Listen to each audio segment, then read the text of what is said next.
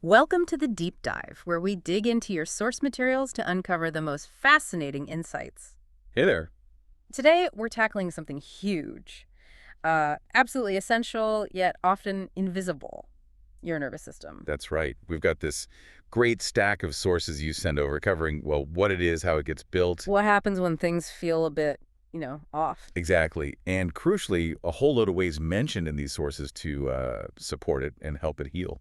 So, our mission today: give you a shortcut, a real understanding of this system that runs pretty much everything you think, feel, and do. Okay, let's jump in. The basics first. According to these sources, what is the nervous system? Think of it like the body's master control, the communication network. It's this incredibly complex setup letting you move, feel things, understand the world. And keeps all the internal stuff humming along, like breathing, digestion. Yeah, all that automatic stuff. And it's broadly split in two, right? Yep. Central nervous system, CNS. Yeah. That's the big one. Brain and spinal cord. The command center. Got it. And then everything branching out. That's the peripheral nervous system, the PNS. All those nerves connecting the CNS to, well, everywhere else. Arms, legs, organs. Right. And that PNS has its own divisions, too. It does. There's the somatic system that's for the voluntary stuff, like deciding to wave hello, Okay. and then the autonomic system. That's the involuntary manager. Heartbeat, breathing, digestion, stuff you don't consciously control. And that autonomic part is key for stress response, I imagine. Hugely important. We'll definitely circle back to that. It's interesting. The sources note we've known about nerves for ages. Ancient Egyptians, Greeks, Romans saw them. But understanding the actual nuts and bolts, Yeah. that's way more recent. Totally. The basic units, neurons, understanding them only happened around like 1900. Aha. How they talk chemically, the 1930s. And the electrical signals they use, action potentials, that was the 1950s. So deep understanding is pretty new, relatively speaking. And the variety is stunning. Hundreds of different neuron types just in us humans. Yeah, all with different shapes, different jobs, sensing light, telling a muscle to contract, connecting other neurons. It's intricate. But it's not just neurons doing all the work, is it? The sources mention glial cells. Right. The crucial support staff, often called glue cells. They aren't neurons, but they do so much. Support, nutrition, cleaning up. Maintaining balance, forming myelin. Exactly. Myelin is key. That fatty insulation around nerve fibers makes signals zip along super fast and efficiently. Different glial cells do this in the CNS versus the PNS. So it's this constant buzz of signals, sending messages, getting feedback, a dynamic network. Constantly. And it varies wildly across animals. Simple nerve nets in jellyfish, billions of cells in elephants. Some critters, like sponges, don't even have one. Okay, so that's the structure laid out. How does this incredibly complicated system actually get built, especially during human development? This is where it gets really amazing. It starts super early in the embryo, just a few weeks in. A few weeks. Yeah. A specific patch of tissue on the back, the neuroectoderm, thickens up, forms what's called the neural plate. That's the starting point for most of the CNS. And then that plate folds. Exactly. Around week 4, it folds inwards, fuses shut, and forms the neural tube, filled with fluid. This tube is literally the blueprint for the brain and spinal cord. And the sources mentioned issues here can cause serious problems. Very serious conditions, yeah, if that folding process goes wrong, like spina bifida. Right. So this tube, the front part, becomes the brain. It does. It bulges out and starts dividing into sections. These become the major brain areas: the cortex for thinking, the thalamus relay station, the brainstem, cerebellum for movement. And the fluid inside becomes the brain's internal fluid system. The ventricular system, yeah. And the walls of this tube, packed with stem cells. Neural stem cells. Yep, they divide like crazy. Some stay stem cells, others start specializing, becoming either neurons or those glial support cells. And then they have to get to the right place, like a big migration. A huge migration. The sources say most neurons, like 80–90%, actually travel along guide wires made by glial cells.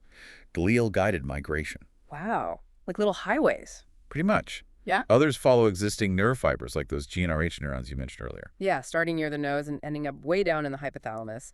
Amazing journey. It really is. Yeah. And once they arrive, they don't just sit there. They send out branches, axons, and dendrites to connect with other neurons, forming synapses. And those connections build the circuits, the wiring that lets us do everything. That's the foundation. But here's the really mind-blowing part the sources emphasize: neuroplasticity. Ah, yes, the brain changing. Not just changing, but its remarkable ability to adapt and reorganize throughout your entire life. It's not just fixed after childhood. So how does that work? Changing connections. It involves changes in how strong the connections are, making new connections, sometimes even large-scale rewiring. And this is driven by experience, Yeah. learning. Exactly. What you learn, what you experience, your environment, it all shapes this plasticity. It's the basis of learning, memory, acquiring skills. And crucial for recovery after injury, right? Absolutely. The brain can literally find new pathways, bypass damage. That's why rehabilitation works. It taps into this inherent adaptability. Now, kids' brains are super plastic. The sources mention silent synapses. Yeah, like connections waiting to be activated. But plasticity doesn't stop. Your brain keeps changing structurally, even as an adult. That GABA study is interesting. Maybe kids learn faster, partly because of different chemical boosts. Could be. And the sources also suggest adult learning isn't just about brain changes, but other stuff too. Right, like having less time, different support, maybe different attitudes. But what you learn early on can have a really profound, lasting effect. It's also clear from the sources that it's not just genetics shaping our nervous system over time. So many other factors play a role. Oh, a huge list. Physical Yeah. exercise, your diet, that gut microbiome connection again. What you drink, supplements, medications, illnesses like COVID. Psychological stuff like trauma or building resilience, pollution, toxins, media exposure, even economic things. In just the natural process of aging, it's influenced by everything. And we can see some of this now with neuroimaging like MRI or EEG. Yeah, tracking how white matter, those insulated connections, increases, and gray matter changes from childhood into adulthood, helps see normal development or spot potential issues. And the sources specifically highlight early life stress, things like childhood trauma. They mention measurable effects, changes in brain areas involved in fear, like the amygdala, altered activity in planning areas, changes in those white matter connections. It really shows how those early experiences can literally wire the system differently. Okay, so it's complex, develops intricately, influenced by everything.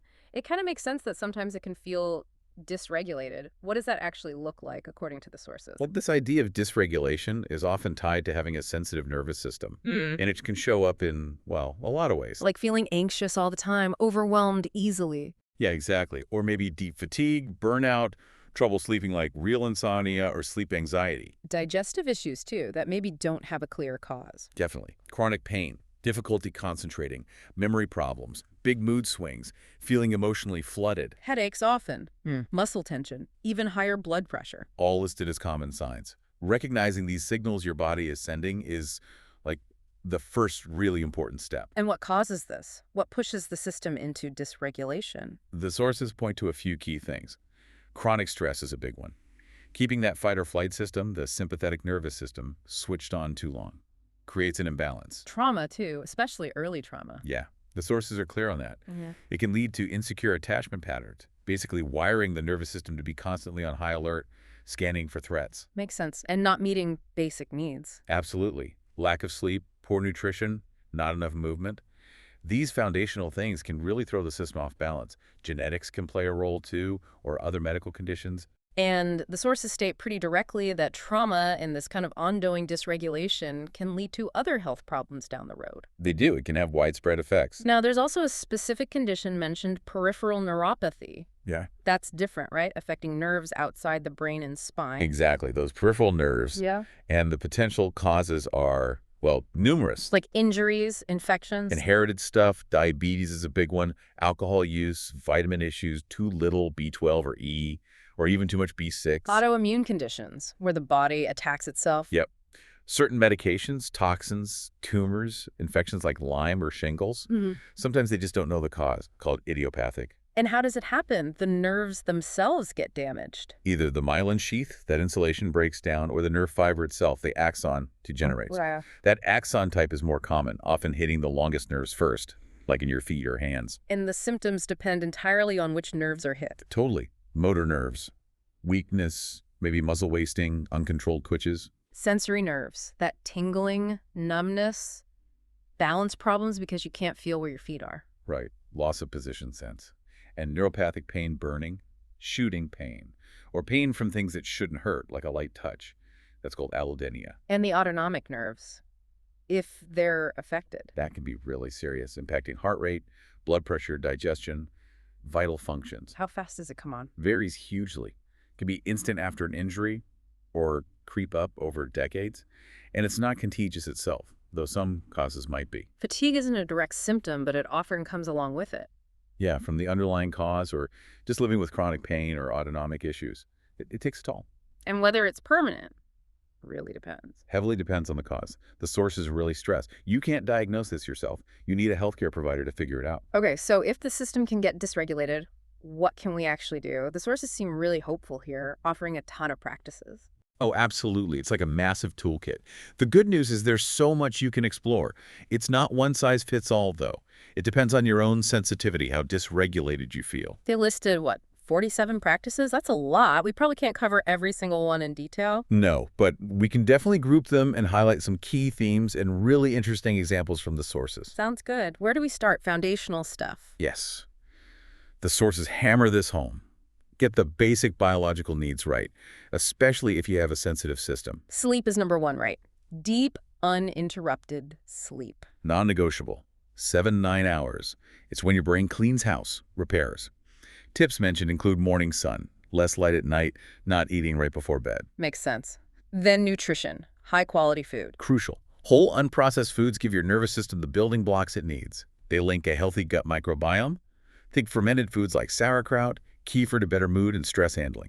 Still being studied, but the connection looks strong. So mindful eating matters. What else foundationally? Blood sugar balance. Super important. Those spikes and crashes mess with mood, energy. Keeping levels steady helps regulate mood. Low-carb sugar, hydration, activity all help. Sunshine too, vitamin D. Yep. Helps make vitamin D, supports the system, boosts serotonin for mood. Morning sun is best. And alcohol. The sources suggest limiting or avoiding it. Especially for sensitive systems. It might feel like it calms you down short term, but it actually disrupts brain communication and messes with regulation long term. The potential downsides often outweigh any minor benefits here. Okay, foundation's covered. What about movement? Connecting with the body seems huge in these sources. It really is. They talk about somatic exercises or workouts. What does that mean exactly? Not just regular exercise. It's more about tuning in rather than pushing through. Yeah. Tonal movements, breath work, even just shaking or stretching. It helps you reconnect with body sensations, release stored stress. Learn what regulation actually feels like in your body. Exactly. And retrain the system out of that chronic stress mode. Even 5-10 minutes helps a gentle sway, a self-hug. Regulation doesn't always start in the head. What about more standard movement? Walking, dancing? Also great. Moderate movement boosts endorphins, builds body awareness, relieves stress. Finding something you enjoy is key. And there's traditional practices, yoga, tai chi. Yeah, yoga, tai chi, qigong. Calming, promote harmony. They really increase awareness of feelings and tension in the body. Yoga specifically teaches breathing that strengthens the parasympathetic, the rest and digest side. Proprioceptive input was mentioned too. Sense of body position. Right. Things that stimulate that sense. Weight-bearing like push-ups or crawling, resistance like pushing, pulling, heavy lifting, even chewing, or deep pressure like a hug. Very grounding and balancing. And walking barefoot outside. That sounds nice, but does it really help? The sources suggest it does. Feeling the earth, grass, sand might help ground the nervous system, promote relaxation. Studies are looking into effects on heart rate variability, stress hormones. Plus, nature itself is calming. Okay, what about breath? That seems like a quick way to shift things. One of the quickest. Deep diaphragmatic breathing, belly breathing signals safety almost instantly. Oxygenates the blood, helps regulate. Focusing on a longer exhale is key. And using your voice. Singing or chanting? Powerful. Yeah. Repeating a sound or phrase quiets the mind. Both singing and chanting slow your breathing and actually stimulate the vagus nerve. How does that work? The nerve connection? Yeah, the vagus nerve connects to your vocal cords and throat muscles. So physically using them, singing, chanting, even gargling or humming activates the nerve, helping shift you out of fight or flight. Huh. Even laughing was mentioned. Yep. Same principle. Stimulates the vagus nerve, promotes relaxation. All right, what about rest and sensory resets? Beyond just sleep. Super important in our overstimulated world. Just taking time to rest without screens or demands. Unplugging lets the system recover. So intentional tech-free time, especially before bed. Crucial. Screens bombard us. Blue light messes with melatonin, disrupting sleep. Putting the phone away, resting your eyes, clearing your mind. Smells. How do they fit in? Powerful sense. Directly linked to memory, emotion, the nervous system. Studies mentioned show sniffing coffee beans or essential oils can actually lower stress markers. Massage makes sense. Relaxing reduces stress hormones. Definitely. activates the parasympathetic system, improves circulation, calms the mind. Epsom salt baths. Is that just the warm water or the salt? Probably both. Warm water is soothing. Epsom salt has magnesium. Early studies suggest it might help mood and muscles, but research is limited.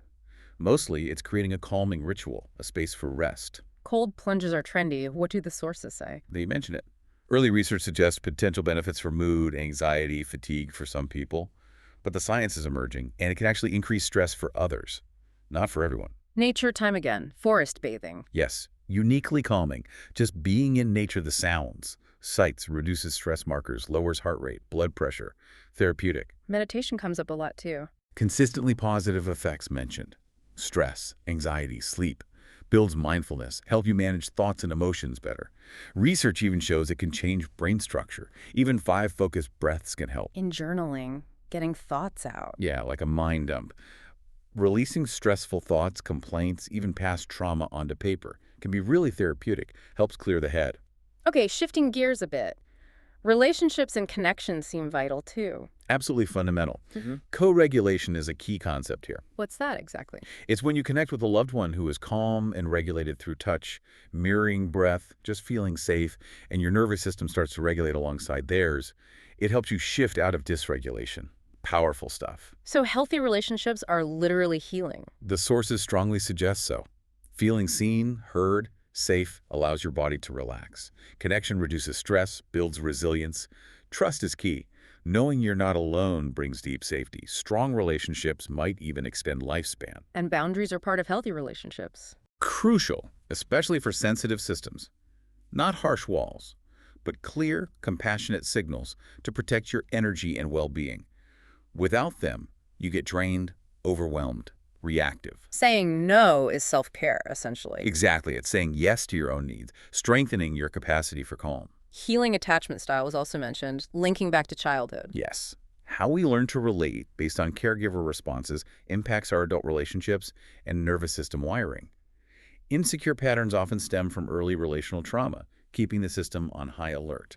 But these patterns can be healed. The sources say yes, absolutely. Through therapy, self-awareness, experiencing co-regulation, and importantly, building a secure, compassionate relationship with yourself. Wow. Okay, then there are specific therapies and technologies. Modality. Things like somatic experiencing. That's body focused. Yeah, helps release trapped stress from trauma by working with body sensations, finding safety and regulation through the body itself. Internal family systems, or IFS. Working with parts. It's a model seeing personality as having different subparts, some protective, some wounded, often from past experiences. Helps you understand and work with these different aspects of yourself. Hypnotherapy. Using relaxation. Guided hypnosis to reach deep relaxation, where the nervous system might be more open to positive suggestions for anxiety, stress, etc., helping rewire responses. EMDR. Eye movements. Eye movement, desensitization, and reprocessing. It pairs recalling distressing memories with bilateral stimulation, like eye movements, to help the brain process them differently, reducing their emotional charge. Acupuncture came up too, traditional Chinese medicine. Yeah, using thin needles at specific points to restore balance.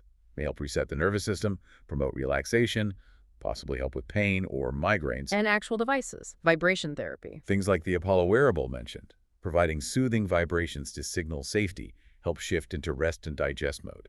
Teaching the body how to shift states. Increasing heart rate variability, HRV. What's it? HRV measures the variation in time between heartbeats. It's a marker of nervous system flexibility and health. Tools can track it, give you feedback to potentially improve it, manage stress, prevent burnout. And neurofeedback, training brain waves. Uses EEG to measure brain activity in real time and gives you feedback. Helps the brain learn to self-regulate more effectively, potentially rewiring circuits. Used for things like ADHD. Okay, a quick run through nutrients and herbs. Lots mentioned here too. Key ones. Omega-3s, essential fats for nerve cells. Magnesium for relaxation. B vitamins for nerve function and neurotransmitters. GABA, the calming neurotransmitter, found in fermented foods. Yep. Electrolytes too, sodium, potassium needed for nerve signals. Coconut water is a good source mentioned. L-theanine from tea for calm focus. Right, balances the energy, unlike maybe just caffeine alone, though caffeine and yerba mate are mentioned for focus when used mindfully. Adaptogens, ashwagandha, rhodiola. Herbs thought to help build stress resilience. Early studies suggest benefits for anxiety, sleep, energy, focus. Research is ongoing, and responses vary. Good to consult someone if trying these. Oat straw extract. A hug for the nervous system. Described that way. A calming nervine herb rich in B vitamins. History of use. And teas again, chamomile for calm, green tea matcha for that focused energy. Supportive options. St. John's wort, also mentioned for potential mood support. Fasting was briefly mentioned too. Just noted as practice #46 with advice to start slow and check with a pro. No details in the sources on how it helps regulation specifically. And finally, learning resources, like books. Yeah, mentioning things like Dr. Passler's Heal Your Nervous System, book described as a science-based workbook with micro-practices to build resilience in stages, structure over scattered tips. That is an incredibly comprehensive toolkit drawn from these sources. It really is, and the core message seems to be, it's personal. Experiment. Find what resonates with your system where you are right now. Simple things might be enough, or you might need deeper support. So, how do you know when it's beyond self-help? Especially with something potentially serious like peripheral neuropathy. The sources are crystal clear. If you suspect something like that, see a healthcare provider. Period. No self-diagnosing. Diagnosis involves exams, history, tests. Right. Blood work, maybe nerve conduction studies, imaging. They need to figure out the cause. And treatment depends entirely on that cause. Completely. Could be managing diabetes, medications for pain or autoimmune issues, physical therapy, special shoes, pain management procedures. It's very varied. Is there hope for recovery? Can it be reversed? For some types, yes, especially if caught and treated early. The sources mention this possibility, but often, especially with chronic or genetic causes, it might be permanent.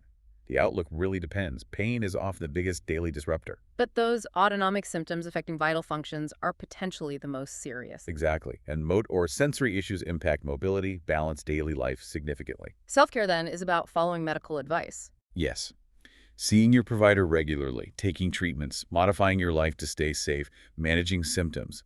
What works for one person might not work for another. So when should you definitely seek care? If something just feels wrong, if you notice symptoms we discussed, or if symptoms you already have change. And for parents, missed developmental milestones in kids warrant a checkup. And when is it an ER situation? Peripheral neuropathy usually isn't an immediate life threat itself, but conditions that mimic it, or severe forms, are emergencies. Like stroke symptoms, sudden one-sided weakness, face droop, trouble walking. Absolutely. Call 911 immediately. Or Guillain-Barré syndrome, that's an immune attack on nerves that can escalate fast. What are the warning signs for that? Rapidly worsening, numbness, tingling, starting in feet, hands, and moving up. Fast-spreading muscle weakness, trouble breathing or swallowing, weird heart rate or blood pressure changes. That needs immediate emergency care. Wow. Okay. We have covered an immense amount of ground here, a real deep dive. We really have. From how the nervous system is built, literally from a simple tube, to its incredible complexity, its lifelong ability to change, to understanding when it's dysregulated, and this huge array of practices the sources suggest for support and healing. It's pretty empowering to see how much potential support is out there, tailored to your own needs based on these sources. Definitely. And thinking about that core concept, neuroplasticity, the brain's amazing power to adapt and change, not just in childhood, but throughout life, even right now as an adult. Yeah, it's fundamental. So the question to leave you with, given this incredible inherent adaptability of your nervous system, what possibilities does that open up for you? What might change if you engage with even one or two of these practices consistently? Something definitely worth mulling over. Thanks for joining us for this deep dive.